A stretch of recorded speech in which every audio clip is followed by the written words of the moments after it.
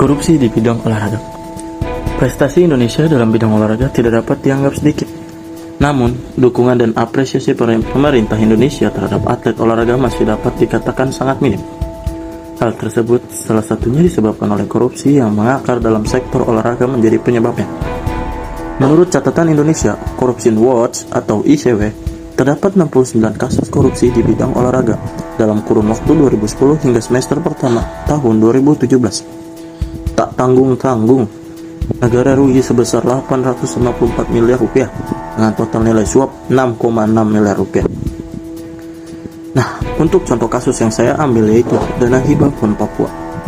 Kejaksaan Tinggi Maluku ditantang untuk membuka secara terang-terangan borok yang selama ini bersarang di Komite Olahraga Nasional Indonesia, Provinsi Maluku. Hal ini disampaikan Akademi Hukum Unidar Rauf Pelu kepada Siwa 5 melalui telepon seluler Sabtu 29 Oktober.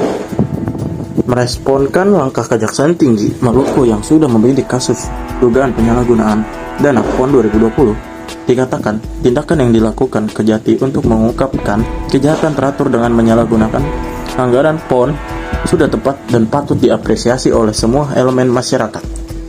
Pelu menegaskan Kejaksaan Tinggi Maluku ketika membidik suatu kasus tentunya setelah melalui audit investigasi internal, sehingga langkah tersebut memiliki dasar dapat bertanggungjawabkan baik dari segi alat bukti maupun lainnya.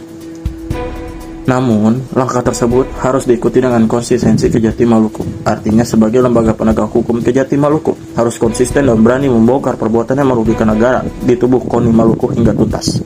Siapapun yang terlibat dalam penyalahgunaan anggaran PON, lanjut dia, harus dihukum seberat-beratnya, tanpa pandang bulu agar masyarakat percaya jika Kejaksaan Tinggi memiliki komitmen untuk memberantas korupsi di Maluku.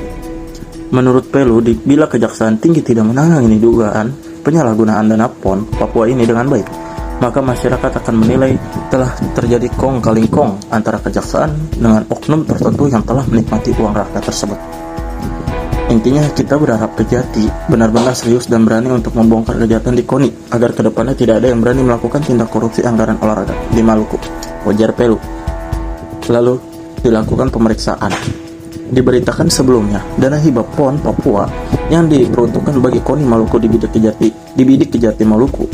Kuat dugaan dana senilai 16 miliar itu dipakai sesuai peruntukan, tidak sesuai peruntukan, bahkan masuk ke kantong pribadi sejumlah petinggi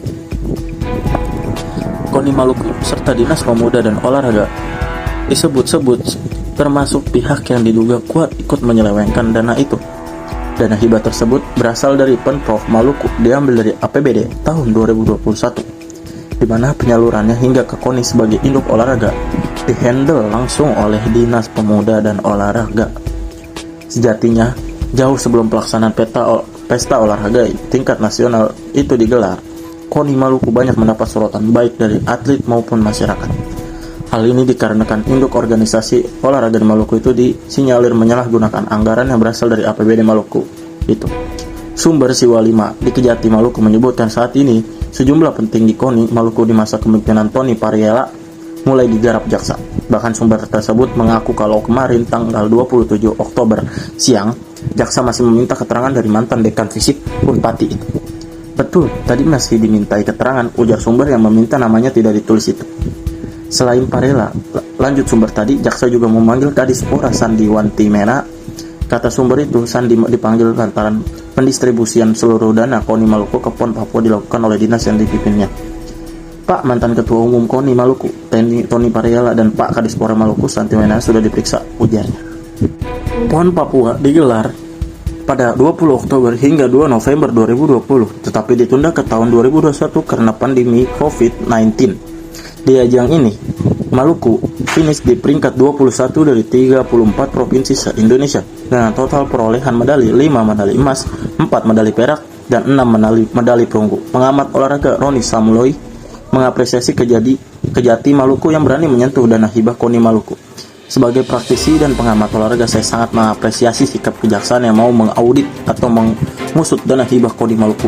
Ini menjadi sebuah terobosan baru karena selama ini penggunaan dana hibah di bidang olahraga itu tidak tersentuh secara hukum, padahal patut diduga sebagai penyalahgunaan, ungkap Samloi.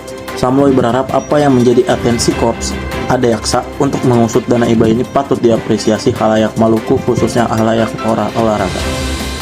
Diberitakan sebelumnya, penggunaan dana untuk kontinen sebelum berlaga di PON Papua banyak masalah. Salah satu contoh munculnya protes menu makanan yang dilayangkan atlet saat tengah berkonsentrasi di pemusatan latihan darat.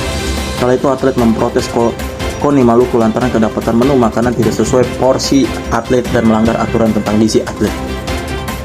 Saat itu viral media sosial rombongan atlet dayung Maluku terlantar di Bandara Patimura, Ambon, usai berlaga di PON Papua. Padahal para atlet itu baru saja meraih medali emas untuk Maluku. Rombongan atlet dayung Maluku itu tiba di Bandara Patimura Rabu 13 Oktober, namun mereka kebingungan saat tiba di bandara karena tidak ada satupun dari perwakilan daerah yang menyambut dan bahkan menjemput mereka. Dalam video berdurasi 8 menit 41 detik, salah seorang atlet peraih emas Chelsea Korputi mengatakan telah tiba di kota Ambon tapi tidak ada penjemput dan berinisiatif untuk pulang sendiri-sendiri. Halo guys, kita pulang dari PON, kita cari jalan sendiri. Guys, ini atlet terlantar guys. Aduh, Maluku kata Chelsea Korputi dalam siaran langsung di akun Facebooknya sambil tertawa. Dalam video itu, Chelsea juga sempat memanggil nama rekan yang juga meraih emas, Lamemo. Menurut Chelsea, Lamemo dan rekan-rekan yang lain harus pulang sendiri-sendiri. Masih dalam keterangan Chelsea, dia mengatakan sempat terlantar selama 2 jam di Bandara Patimura bersama teman-temannya bersama atlet. Mereka bahkan sampai kelaparan karena menunggu jemputan yang ternyata tidak pernah ada. Sudah